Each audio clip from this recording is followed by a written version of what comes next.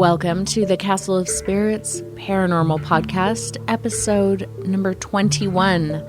This podcast is brought to you by castleofspirits.com, where you can find 4,600 and counting true paranormal stories submitted from readers all over the world and people just like yourself. Vince, what are we talking about today on this, the 21st episode of Castle of Spirits Paranormal Podcast? Well, considering that the podcast is now 21 and old enough to drink. Ooh, it's old enough to drink. Shall we cheers? Cheers, everybody. Cheers, Clink. cheers, everyone. And we are also talking then about spirits. Mm-hmm. And in keeping with the liquid theme, we'll be talking about haunted bodies of water. Ooh, I like how you did that. Wrapped it up in a nice, tidy little package. I did it all on the cuff. Mm-hmm. Off the cuff, I guess. On, off. Either way, got done. So where did this topic come from exactly? I know that you came up with it the other day and you're like, yeah, this is a great idea. I was searching around on the castleofspirits.com and I was looking for a story for our haunted objects extra-sode, and I happened upon a story about a haunted lake. And I thought, ooh, that's not really an object. Can I make it work? No, there's lots of haunted bodies of water all around the world. Let's just do a whole episode on it. So here we are. So in our research for this episode, did you find something interesting of note in a body of water that might or might not be haunted to share with me and everybody listening? Yes. In fact, I found two. So did I. You also have two. I did. Exciting. Why don't you go first this week? And I shall. Digging deep, Yeah. as it were, I'm talking about Lake Superior. Oh, yeah. I almost picked this one. I had no idea that Lake Superior, and any of the Great Lakes for that matter, were so haunted. I had no idea of the vast number of shipwrecks that there are, but it's crazy. Now, Lake Superior in particular, in Wisconsin, it's done more to earn the title of a creepy body of water than any other body of water I've ever heard of, including the Bermuda Triangle. Those of you old enough to know might know that it was immortalized by a dude named Gordon Lightfoot in a song called The Wreck of the Edmund Fitzgerald, which I've had in my head all day long. I'm sure. Did you know that Gordon Lightfoot has said that that was his finest accomplishment, that song? I mean, it's a pretty great song. It is. That song told the story of the SS Edmund Fitzgerald. Hence the title. Exactly. It was a freighter that sank on November 10th, 1975. Interestingly, the song was written and released the year later. Man, he got on that. He sure did. Newsjacking at its finest in the early 70s. When the ship went down, it took the lives of all 29 crew members. I had no idea of the size of this ship. She was enormous. She was almost 750 feet long. Woo, that's a big girl. And she bears the distinction of being the biggest ship ever sunk in any of the Great Lakes. Wow. Did you know that there have been more than 6,000 shipwrecks across all of the Great Lakes? Wow, yeah, that's a lot. I didn't expect it to be that high. And just in this Whitefish Point area of Lake Superior, there have been more than 200 in this one area. Wow. This is where the Edmund Fitzgerald went down. As for the Edmund Fitzgerald, as sad a story as that is, and as catchy of a song as it is, there's another shipwreck that's creepy enough that'll curl your hair if you are so inclined to have hair that is not already curly. This ship was called the SS Kamloops from Canada, and it sank in Lake Superior during a storm in December of 1927. Ooh, an old one. Took the lives of all 22 men and women on board. Wow. Most of the crew's bodies were found frozen in the water, but legend has it that there was one body that was never recovered, and that was the captain who went down with the ship. And it is said that the captain that went down with the ship is still there and still on post, still on duty at the bottom of Lake Superior. So the shipwreck is 280 feet down, and that's pretty deep, but it's close enough so that it can be visited by experienced scuba divers, and it has been quite a bit. And these scuba divers have reported seeing someone they call Old Whitey. No. I don't want to hear that. Also known as Grandpa. Okay, so There was a Week in Weird article that came out in 2016 about this. And it says, some divers reported seeing the pale white ghost kicked back in one of the crew's bunks, quietly and calmly watching the explorers make their way through the sunken ship. Ew. Others claimed he would wander the boat, oblivious to the fact that it was sitting at the bottom of the Lake Superior, going about his business as if he were still alive. This is divers seeing that? Yes. Then there were others who reported something even more frightening, if it could get more frightening than that. I don't know how. That Grandpa would follow them as they made their way through the ship, and that he wasn't just a ghost, he was physical. Grandpa, they claimed, would actually reach out and touch them. No. So as it turns out, the water down there is so cold that it's too cold for bacteria to live in. And as a result, it's kept everything perfectly preserved, including the body of the one person who went down with the wreckage. Some say it's the captain, but nobody's really sure who he is. There are photographs online, but to the scuba divers' credit, the explorers' credit, none have taken any explicit photographs. The body is completely white. Ew, this is getting really bad. Kind of soapy. Ew. But it is otherwise a fully preserved body. There are photographs, like I said, that are seen from a distance or from a profile view, not his entire body, not his face or anything like that, which is, classy. Yeah. Of the scuba divers. And we'll put that on the Instagram and Facebook, right? Yeah, there's YouTube video links and everything going to be in the show notes. Cool. But now as for the motion of the body, a lot of people say that it's, the current moving the body around, but there have been others who have claimed that they've actually seen this figure following them around while they were down there. That's terrifying. To be I have such a claustrophobic type feeling about being underwater anyway, let alone having breathing apparatus on and being inside of a sunken ship almost 300 feet below the surface. I mean, that's just claustrophobia city for me. But then throw in that you're being hunted by a white dead guy, ghost or otherwise, doesn't really matter. And yeah, that makes mama panic. You would not be a good scuba diver. I would be the worst scuba diver ever. But I tell you what I would do, Vince. I'd be like, hey, Vince, you should go scuba diving down there and go see old Whitey. And make sure that you have a video camera on you and take lots of direct video of him because I want to see him, but I'm not going down there. Okay. If I ever get down there, I promise I'll do that. Okay. As an aside to this whole SS Kamloops shipwreck, 1 year after the ship went down, December of 1928, someone found a message in a bottle signed by a woman named Alice Bettridge, who initially survived by lifeboat. She was one of the people on board the ship. Oh, wow. And she made it to a small island that they were near when it went down. And before she died, presumably of exposure, she put a note in a bottle and cast it into the ocean. The note said, "I am the last one left alive, freezing and starving to death on Isle Royale in Lake Superior. I just want my mom and dad to know my fate." Oh, that's heartbreaking. And so there you have the story, one of the stories of the haunting of Lake Superior and the SS Kamloops and Old Whitey, a.k.a. Grandpa. I'm willing to bet that not only is that one of the stories, that it's also the most terrifying. I would venture to guess. I would. So Jane, tell me something. Mm-hmm. Do you have a story to share about a haunted body of water or some such thing? Oh boy, do I. Would you please share it? I shall.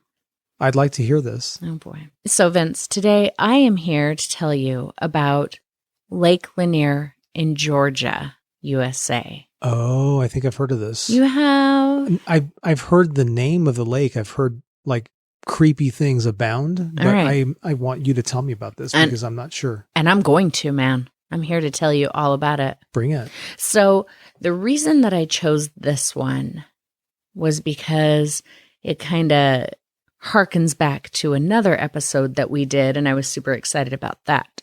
So let me just tell you about it. Lake Lanier is a man-made reservoir in northern Georgia. and it's on the Chattahoochee River.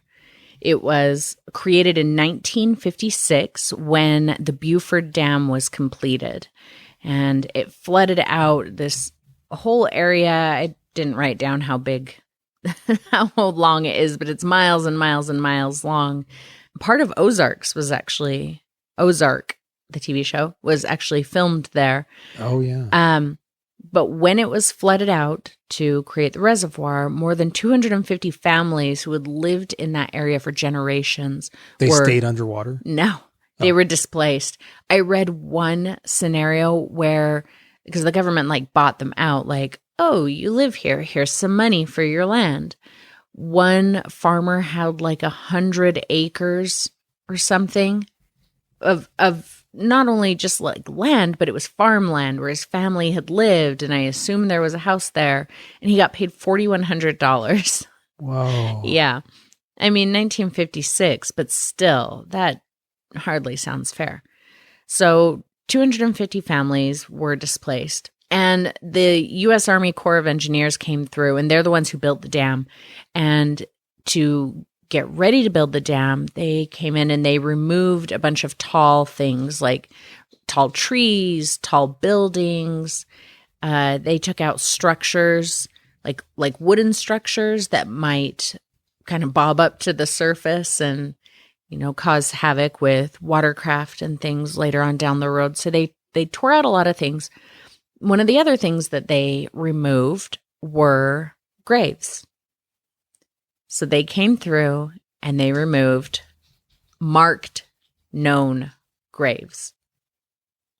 But it's believed that they missed a lot of unmarked graves, whether it was from Native American graves or Civil War era deaths, or just graves that were really old and didn't have any family members left to claim them, things like that. So it's believed that there's still a lot of graves that are still at the bottom of this reservoir. I think it's creepy enough that the remnants of the town are still down there. But graves, yeah. Yeah. Yeah. So there's a CNN article that I read, and it's in the show notes. It says, the article's from 2020, and it says that as of 2020, more than 200 people had died in the lake from 1994 on, and that's died by drowning or boat crashes, things like that. But I read other reports, just kind of incidental here and there, some claiming as many as 675 deaths total in the lake since it was created in the 50s.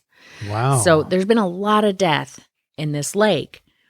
And there's a diver that was quoted. His name is Buck Buchanan, and he's dived this lake many, many times.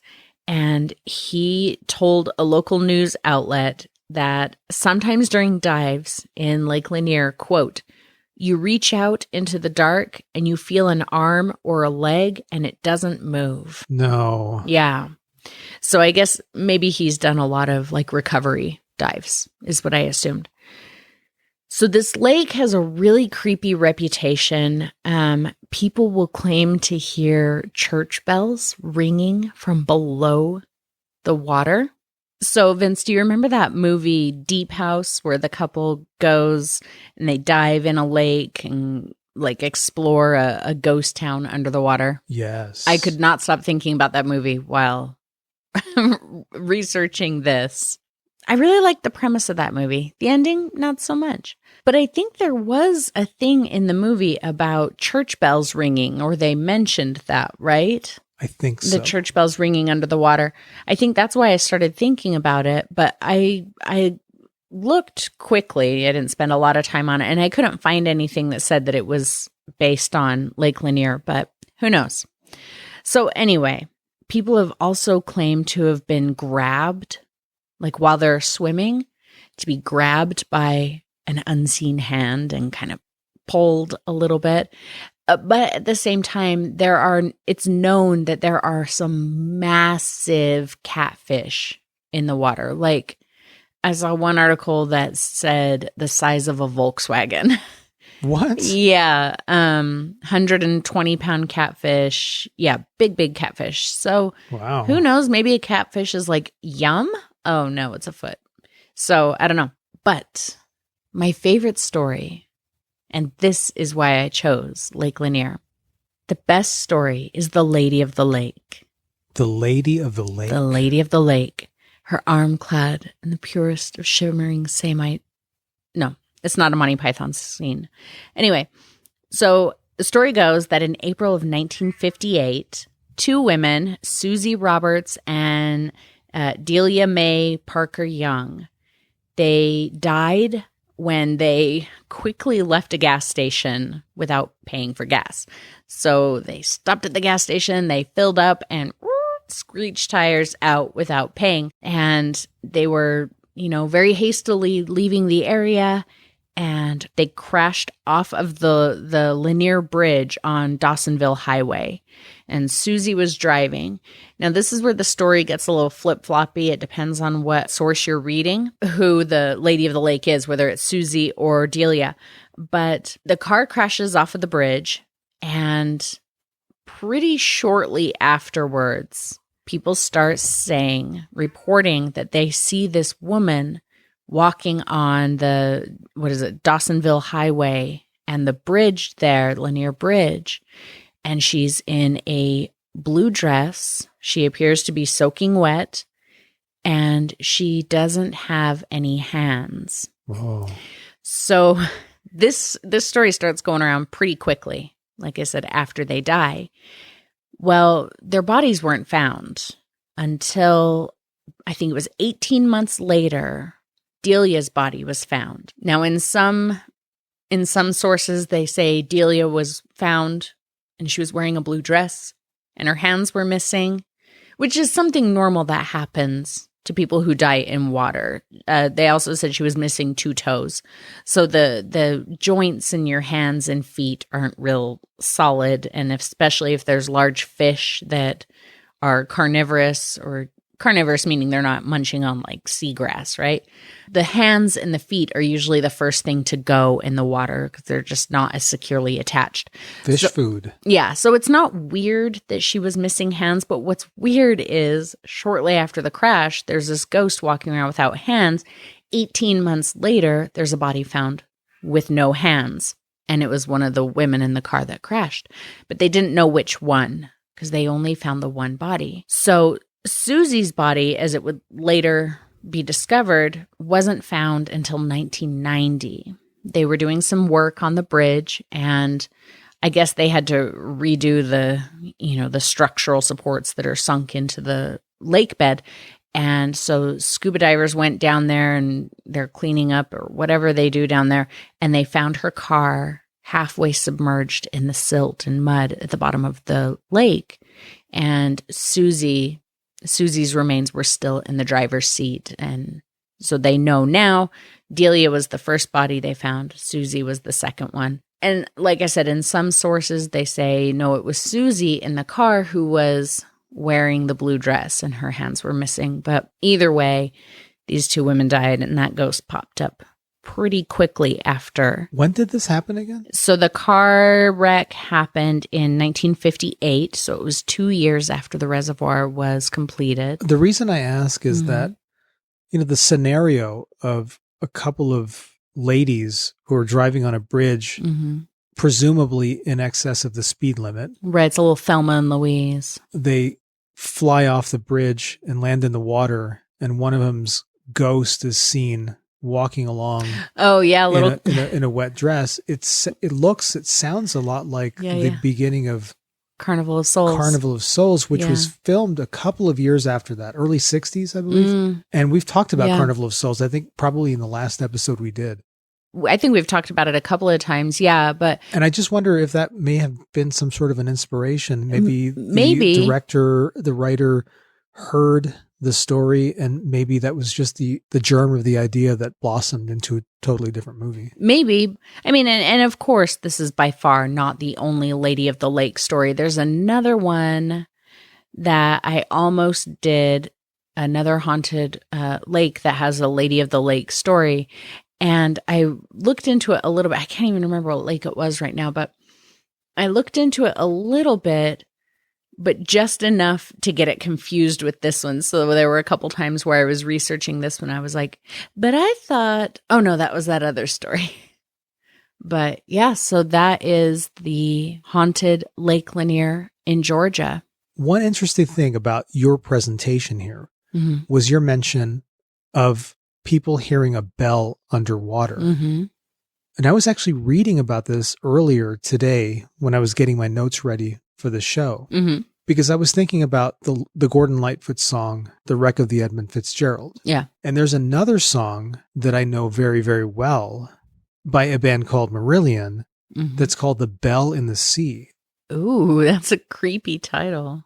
So I'd known this song for 25, 30 years until I recently looked up the story behind the lyrics.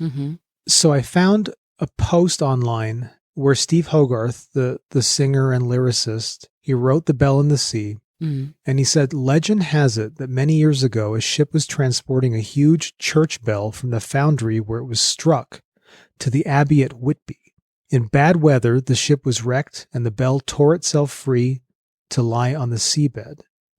On stormy nights, the bell rolls on the seafloor and tolls under the water to mourn the passing of sailors.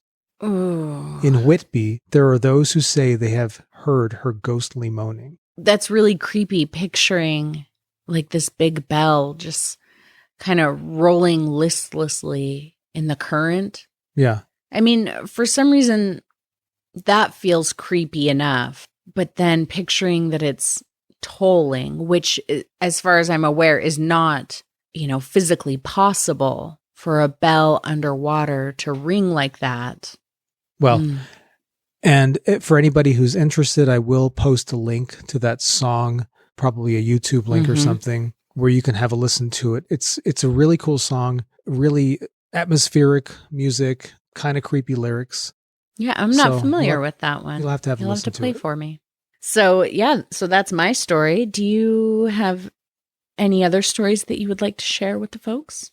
Well, in my research for this, I came across, just like you, a bunch of stories. Some of them were not quite as steeped in information as the story that I chose to run with. But I did hear one kind of interesting story, extremely interesting story about Higbee Beach, which is located in Cape May, New Jersey. And it's said that the beach is haunted by the ghost of the beach's namesake, Thomas Higbee, who ran a hotel on the beach in the 19th century. It's not there anymore. It was demolished in 1940, but apparently his ghost still hangs around. It's said that people on the beach have seen a man dressed in 19th century clothes, and he's not walking on the beach, but floating on the beach. Ew. Wait, is he laying down floating like he's on water? He's standing up? He's upright. And worse than that his laughter can be heard over the waves. Why is he laughing? I don't know. But in an article on weirdnewjersey.com, they describe an encounter that a woman had on Higbee Beach. The article states that the woman heard a strange scratching sound ahead of her as she was walking this path on the beach. And it freaked her out enough that she actually took cover because she felt something was headed her way. Oh. So she peeked out from behind the cover and she saw an old man, which she somehow immediately kind of inherently understood to be a ghost. She said she was not a superstitious. She said she was not a particularly paranormally minded person, but that this is the thing that came to her mind. This person is a ghost. The ghost looked in her direction, but it seemed to look right through her.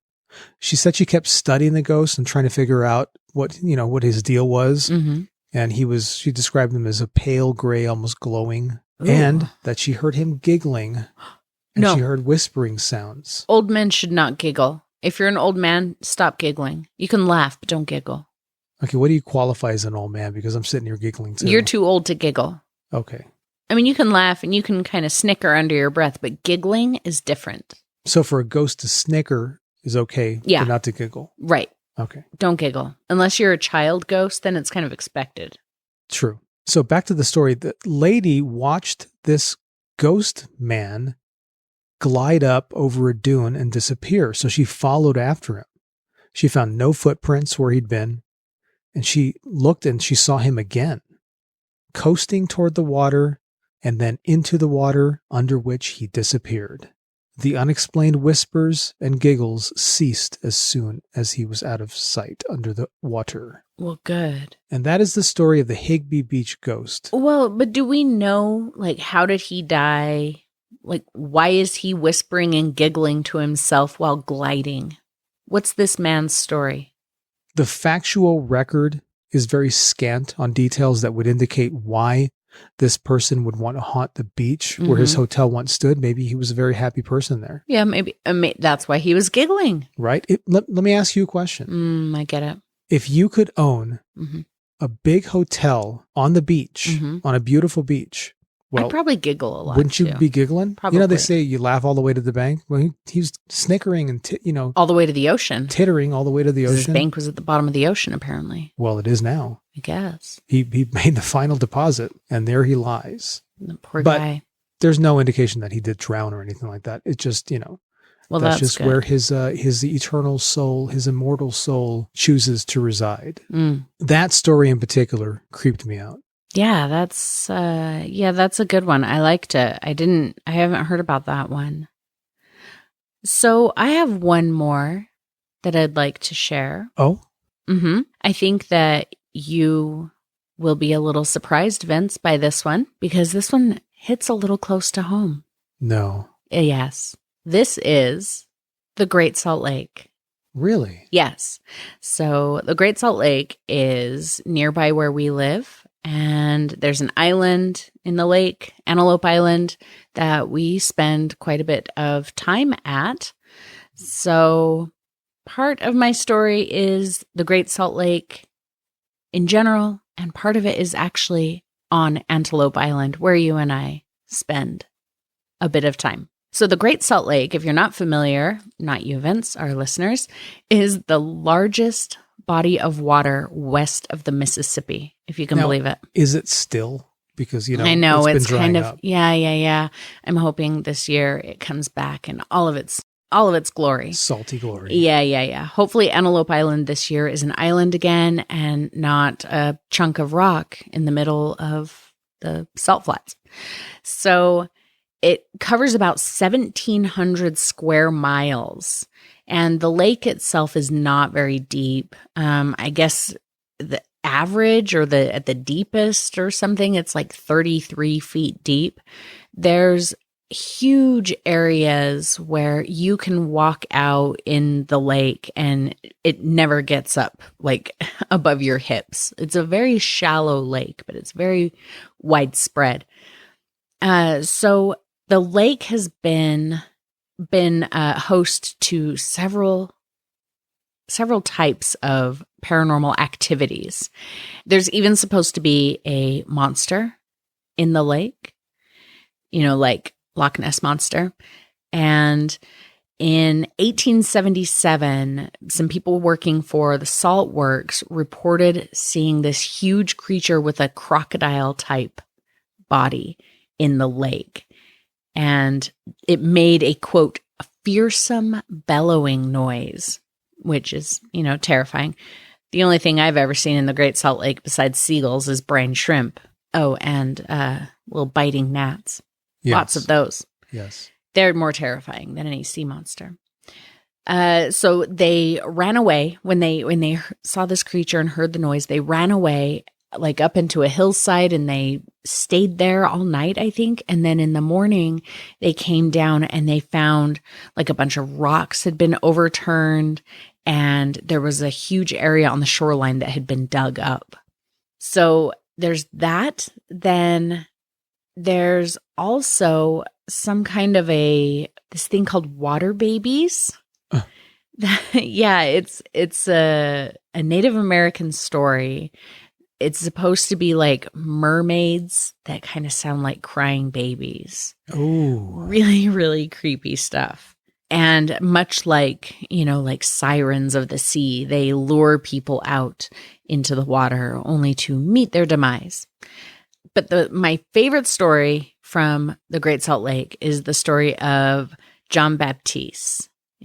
I think we've talked about this before, Vince. In fact, one time we were camping on Antelope Island, and I told you this story, and you had never heard it before, I'm pretty sure. Yeah, I remember this. So John Baptiste, he was a grave digger, and he lived in Salt Lake. And it turns out that, and this was in the 1850s sometime, he was a grave digger. And then in like the 1860s, there was a man who had died. His name was Moroni Clausen. And his family was concerned about the way that his body was being treated for some reason. I don't know exactly why, but through the investigation, they discovered, John Baptiste is not only the grave digger, but he's stealing the clothing and the jewelry of the people that he's burying. And when they discovered this and they convicted him, they discovered that he had grave robbed over 300 graves. Oh, John. Of women, men, and children.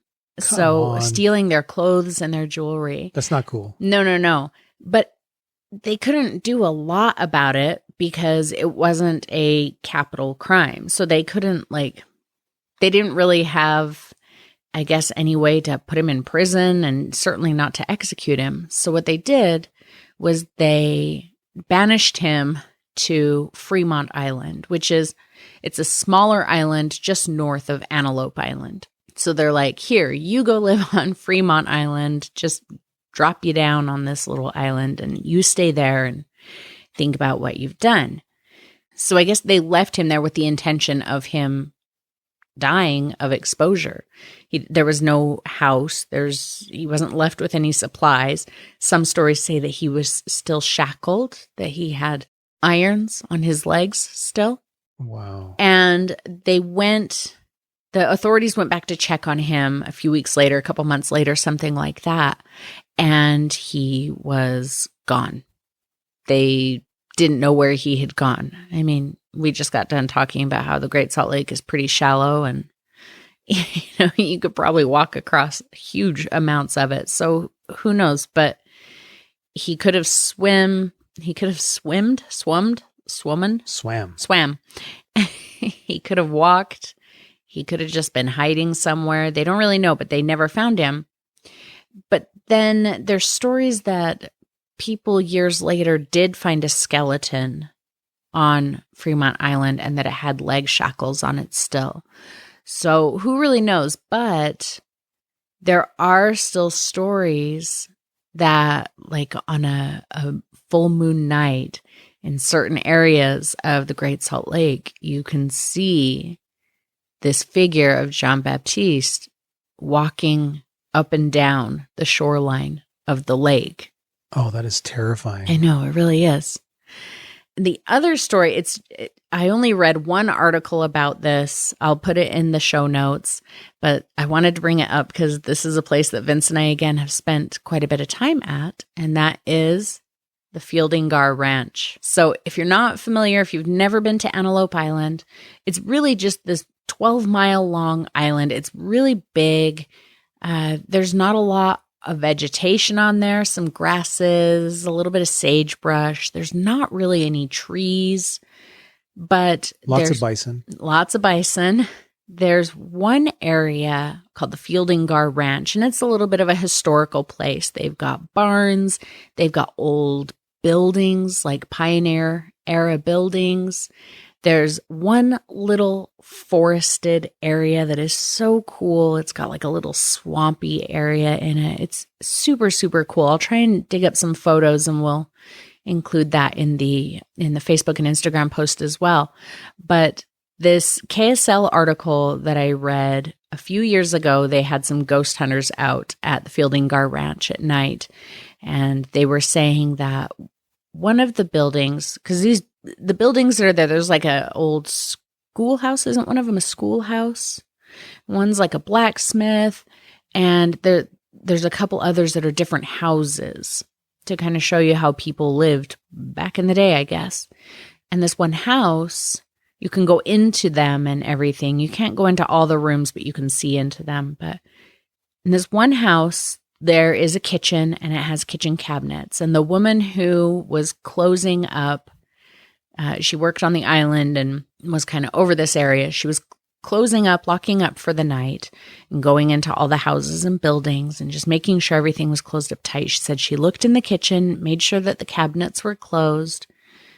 Because I remember this kitchen, you can get into it. So, visitors might open the cabinets sometimes. So she made sure they were closed, locked up the doors, and left. And the next morning when she came in, she went and opened the building back up for tourists to be able to come in and looked. And all of the cabinet doors in this kitchen were open just a little bit, like 2 inches or something, but they were all open the exact same amount. And at first I thought, oh, it's just mice, right? There's mice inside of the cabinets and they're nosing their way out of the cabinets. But they said these cabinets are really hard to open. Some of them, you really have to put some effort into getting them to open at all. So the idea of it being mice just kind of nosing through there, I think, is probably not a real accurate one. They were saying that they felt really creepy. I've done ghost hunting. When you're ghost hunting, you're out there looking for something creepy. You've got creepy on your mind. You feel creepy things all over the place, right? So I've never really felt creepy in the little forested, swampy area, but they were talking about how it felt really dark and one of the guys got scratched. I will say that, I've only been in that area during the day, but usually when we're in there, Vince, in this little forested area, there's no one else in there. It's a very quiet, it's almost supernaturally quiet except for the bird song. There's a lot of birds singing, but it's very, very quiet in this forest. And I guess I can see how that would be really creepy. Well, if we were there at night. Yeah, if you were there at night and you're not even hearing the bird song except maybe like the occasional owl, it would be a creepy place to be. But yeah, I had never even thought to ask or look up if the buildings at the Field and Gar Ranch were haunted, but yeah, apparently, I guess one of the guys, the guy who runs the little, there's that little visitor information building as you first enter the ranch. The guy who was working in there, he said that he was in there alone and he heard some kind of a noise. And so he said that he watches a lot of ghost shows and he knows that you should be recording, if something's happening. So he pulled out his phone and he started recording and he was asking questions like, he said, "What are you doing in my office?" And then he said that it's very faint, but his recorder or his phone recording picked up a voice saying, "Looking for you." Oh, no. Yeah, that's not the word you want to hear. No. So yeah, it's, the Great Salt Lake, Antelope Island, Fremont Island, all that area has a lot of history. And, all the way from the Native Americans who lived in the area for time out of mind, clear up through today, there's been a lot of going on, if you know what I mean. And so if you're interested in a Western vacation, come to the state of Utah and visit Antelope Island. It's one of our favorite places. Tell them Castle of Spirits sent you and they will look at you and they will say, Who? You still have to pay the $12 to get on the island. I'm sorry. And then try it again. Yeah. The second time you get another who, just pay the money. I would just pay it in the first place. Otherwise, you're not getting on the island. True. Lots of great hiking. If you like that sort of thing. And so that is my story of the Great Salt Lake and Antelope Island. And an awesome story it was. Thank you. So friends out there listening, we want to know all of your stories, experiences. Maybe you don't have a story or an experience about, a haunted body of water, but maybe there's a haunted body of water nearby where you live. You could write to us and tell us about it. If you have a personal experience that you want to share, head over to castleofspirits.com/submit and tell us every single detail. If you just want to tell us about a haunted area nearby you, maybe something that we can research and talk about in a future episode, let us know all about it at castleofspirits.com/lounge. And if you like this podcast, man, tell a friend. And if you hate this podcast, tell 2 enemies. That is a solid plan. It is. I like it. So, until next time, friends, keep your shrouds dry.